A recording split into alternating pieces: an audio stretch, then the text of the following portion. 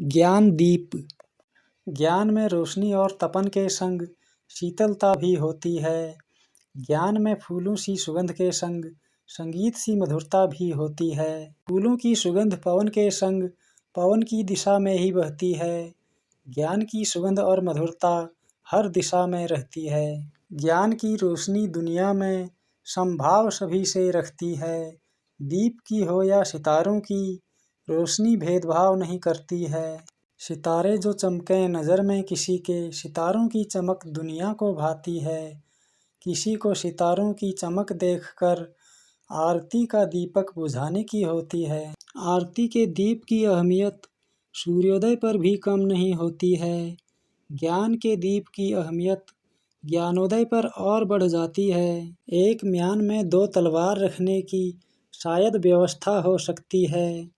ज्ञान और अभिमान की आपस में बिल्कुल नहीं बनती है। अभिमान उसे होता है जिसके पास ज्ञान की कमी होती है।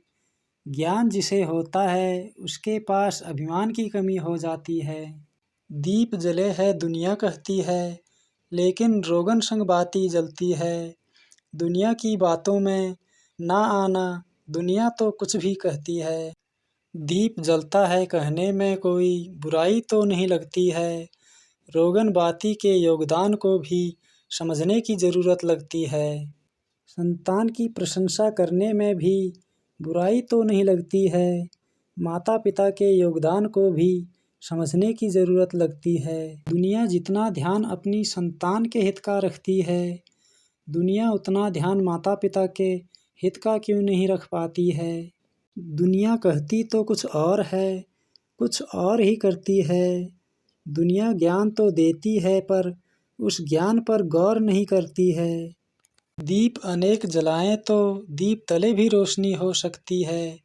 मिलकर ज्ञान का दीप जलाने से दुनिया रोशन हो सकती है। विदुषी और विद्वान की पहचान जनहित के कार्यों से होती है।